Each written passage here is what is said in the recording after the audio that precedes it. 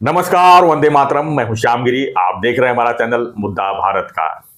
आज का हमारा मुद्दा है ईरान और पाकिस्तान का युद्ध। जी हाँ, हम बात करें ईरान और पाकिस्तान की तो मामला जो है काफी तूल पकड़ता जा रहा है।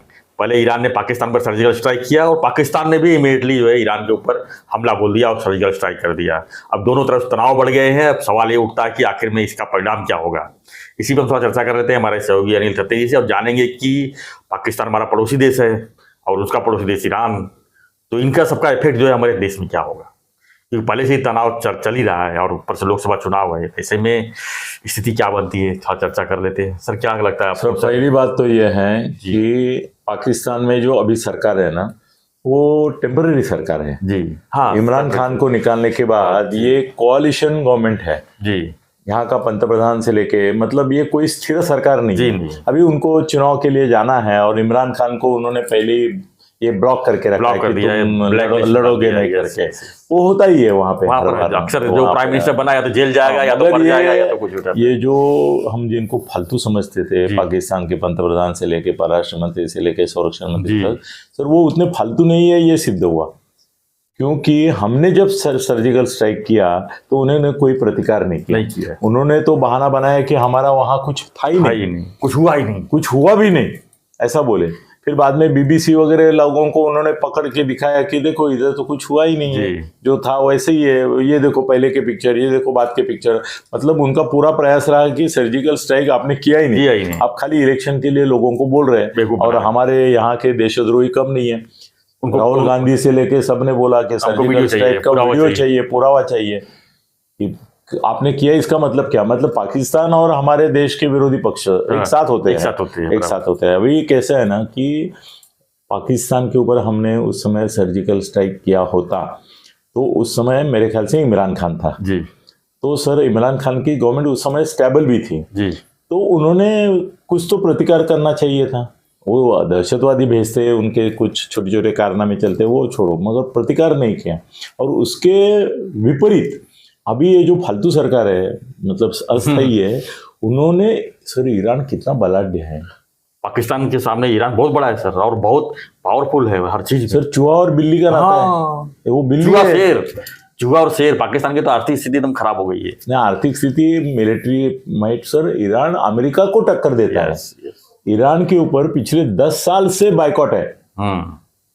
ईरान के ऊपर 10 साल से उसका ऑयल किसी ने खरीदने का नहीं, उससे व्यवहार करने का नहीं वगैरह 10 साल से लगाए प्रतिबंध। उसके बावजूद ईरान जहाँ है वहाँ मजबूत। उल्टा ऐसा है कि ईरान के साथ अपने संबंध अच्छे हैं, रशिया के संबंध अच्छे हैं। हम ईरान से तेल लेते हैं, ऑयल, जबकि अमेरिका ने मना किया है। मगर अमेरिका भी सोचती है कि अपना एक दोस्त गंवाने से अच्छा उनको भी तेल चाहिए। ईरान ने तो अभी बोला है कि चलो आपको डॉलर में देना डिफिकल्ट है तो आप रुपए में दे दो। आपका रुपया हम ही आपके यहाँ इन्वेस्ट करेंगे, यहाँ तक गए हैं। तो ईरान अपना मित्र राष्ट्र है वैसे। तो अभी ये इन्होंने बलूचिस्तान में ऐसा है कि बलूचिस्तान की एक ऑर्गेनाइजेशन है दहशतवादी, उन्होंने ईरान के ऊपर हमला किया। ईरान के ऊपर नहीं किया, समझो ये बॉर्डर है ना, तो बॉर्डर में जो ईरान के कुछ बस्तियां हैं, बस्ती है, उसके ऊपर हमला किया। उनको किया ना सर, लेकिन मैं कहा नहीं बोल रहा हूँ, बोल रहा हूँ कि वही उनको हमला इसलिए उन्होंने किया कि हम मरे नहीं है, हम जिंदा है जी। आप कुछ भी नहीं कर सकते। नहीं, आप ईरान के हो, भले कुछ बातें करते हो, मगर हमारा जो दहशतवादी संगठन है उसकी ताकत उनको दिखानी थी करके उन्होंने किया। अभी ईरान ने क्या किया कि इनको भी शायद मालूम नहीं होगा, वो हमास जैसा हो गया। हमास ने जब ये पहला हमला किया तो उनको ये मालूम नहीं था इजराइल पे कि इतना बड़ा उसका बन जाएगा कि पूरी हमास हिल जाएगी, हमास भी मरेंगे, तबाह हो जाएगी, गाजा पट्टी में होगा। तो ऐसा ही इनको लगा नहीं होगा कि इतनी छोटी वारदात के लिए ईरान टूट पड़ेगा। पर ईरान ने उनके ऊपर बमबारी की जी। उनके 4 या 5 ऐसे हेलीकॉप्टर, विमान, ये वो करके जाके बमबारी करके आए, ड्रोन से सर्जिकल स्ट्राइक किया। तो अभी ईरान को भी नहीं लगा होगा कि ये चूहा अपने ऊपर वापस आएगा। सर इन्होंने जाके उनके बलूचिस्तान के किनारे पे इनके जो दहशतवादी सबने पाले हुए हैं ना, इनके भी है, ईरान के भी है, तो उनके ऊपर जाके हमला किया। और उन्होंने बताया कि और उनके 10 मारे, इनके ईरान के इसमें 2-3 मरे, इसमें 10 मरे। और उन्होंने बोला कि हमने भी बलूचिस्तान के जो दहशतवादी थे जो आपके साइड में थे, हाँ, उनको ही मारा, हमारे साइड में जो बलूचिस्तानी दहशतवादी थे उनको आपने मारा, हाँ, आपके साइड में जो थे उनको हमने मारा। मगर सर बड़ी ताकत दिखाई उन्होंने, हिम्मत दिखाई कि ईरान जैसे बड़े राष्ट्र को उन्होंने चुनौती दी। सर इससे हमको सीख लेनी चाहिए कि अभी अगर हमको चुनाव से पहले कुछ सोच रहे थे ना हम लोग, हम ही सोच रहे थे, मोदी सोच रहे थे कि नहीं मालूम नहीं कि भाई थोड़ा सा कोई एक इशारा देने वाला सर्जिकल स्ट्राइक कर दे तो भारत में और मजा आएगा जी। तो अभी सोचना पड़ेगा कि भाई हमने अगर उनके ऊपर सर्जिकल स्ट्राइक किया तो इस बार ये जो गवर्नमेंट है अभी की, वो इमरान की नहीं है, वो गवर्नमेंट अपने ऊपर भी सर्जिकल स्ट्राइक करेगा। और अगर उन्होंने किया तो अपने लिए बदनामी है, हम बड़े बलशाली राष्ट्र है। लेकिन सर अभी भारत की स्थिति पहले ऐसी नहीं है, अभी तो उनको 100 बार सोचना पड़ेगा कि मैं कुछ करूँ। तो ईरान के बारे में सोचा कहाँ उन्होंने? नहीं सोचा, लेकिन भारत के बारे में सोचना पड़ रहा है ना। नहीं सर, ईरान और भारत में कोई फर्क नहीं है। भारत की ताकत जो है ना जी, वही ताकत ईरान की है।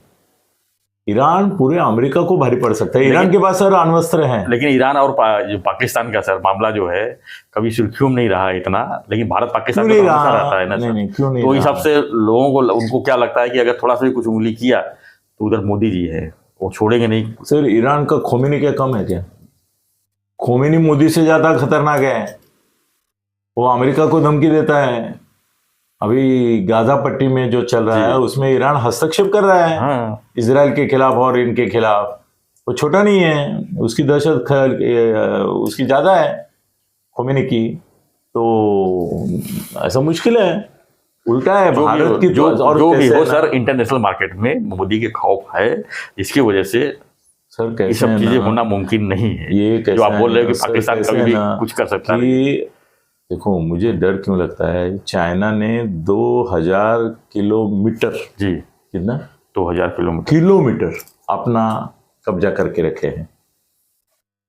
लद्दाख में हमारे लोग ऐसा एक दूसरे को करते हैं, सैनिक बीच में मारे भी गए उसमें। सर हमने 2000 किलोमीटर से 2 किलोमीटर भी वापस लिया क्या? क्यों नहीं लिया? 2000 किलोमीटर लिया है, ये तो हम भी एडमिट करते हैं। तो उसमें से 2 किलोमीटर भी हम नहीं ले पाए क्योंकि चाइना है सामने। पाकिस्तान को धमकी देना इनको आसान लगता है। पाक पे अब तक कश्मीर मुक्त करेंगे, हमारे मंत्री भी बोलने लगे थे। पर पाक पे अब तक कश्मीर आप मुक्त करने जाओगे तो अक्सर चीन और पाकिस्तान जुड़े हुए हैं। पाक वक्त कश्मीर में चीनी सेना आ जाएगी ना ठाक से, तो आपको लड़ना होगा पाकिस्तानी सेना से, नहीं चीनी सेना से लड़ना होगा। इसीलिए तो पाकिस्तान में अब तक कश्मीर अभी तक हम नहीं ले पाए। और इतना आसान भी है नहीं जितना आप समझते, ऐसा लगता है। सर कारगिल भी हमने जीता ना, तो कैसे जीता मालूम है? ये कारगिल की जो ये थी पहाड़ी थी जहाँ पे वो पाकिस्तानी जाके बैठे थे, हाँ वो तो हमको सर पता ही नहीं था। हाँ, जो नीचे जा रहा था सबको मार दे रहे थे वो लोग। नहीं वो नहीं, एक वो हम मराठी में जिसे गुराखी बोलते हैं ना, गाय चराता है उसको क्या बोलते हैं? हाँ, चरवाहा। हाँ, वो ऐसा जा रहा था तो उसने देखा ये चीनी चेहरे के लोग वहां जाके क्या कर रहे हैं। तो फिर वहां उसने देखा, फिर आगे गया, फिर वहां उसने देखा एक भारतीय मिलिट्री के लोग कुछ बैठे हैं आराम से। तो बोला अरे ये पहाड़ी पे क्या है? बोले कहीं नहीं, एक ये है मोर्चा है वो, मगर ठंडी में कुछ ज़्यादा उस पर चहल पहल नहीं रहती, हम अभी इधर ही बैठे हैं। वो बोला वहाँ मैंने चाइनीज चेहरे के अपने ये तुम्हारे पाकिस्तानी लोग देखे, उधर शस्त्र बिस्त्र सब है उनके पास। बोले क्या बात कर रहे हो? फिर उन्होंने हेलीकॉप्टर भेजा तो देखा तो 200-500 सैनिकों ने बड़ा ये बना के रखा है, कब्जा करके। और वो पॉइंट ऐसा है कि वहां से पूरी कश्मीर वैली में आप ये कर सकते हैं। तो गवर्नमेंट ने डिसीजन लिया कि भाई इसको तो खाली करना ही पड़ेगा। सर वाजपेयी जी ने परवाह नहीं की। वो बोले कितने भी सैनिक मरे कोई बात नहीं, उनका दारूगोला जब तक समाप्त नहीं होता है तब तक ऊपर चढ़ते रहो।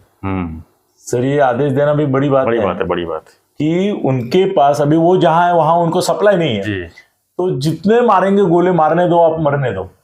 सर 3000 लोग हमारे शहीद हुए, तब जाके उनका दारूगोला खत्म हुआ, तब ये जाके वहां पहुंचे और उनको मारा, उनको ये किया, कब्जे में लिया और कारगिल हमने जीता।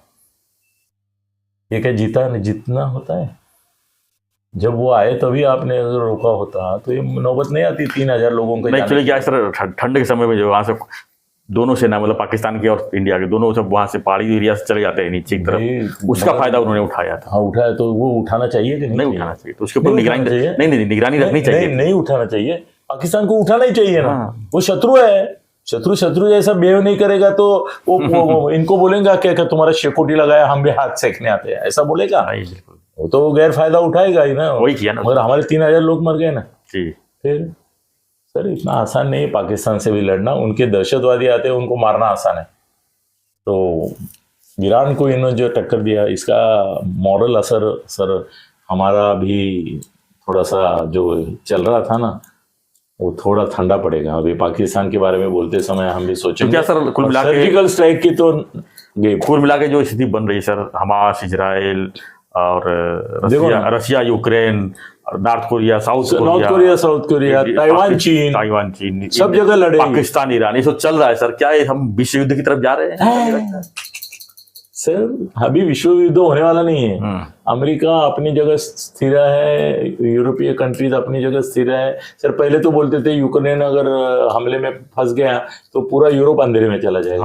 हाँ कुछ नहीं चल रहा है, अभी तक चल रहा है और अभी चलेगा। और बोल रहे थे 2 दिन में यूक्रेन खत्म होगा, 2 दिन नहीं चल पाएगा। अभी गाजा भी सर ये पूरी पट्टी 18 किलोमीटर की है, 18 किलोमीटर यहाँ से घोड़बंदर रोड, बस वो नहीं साफ हो रही है।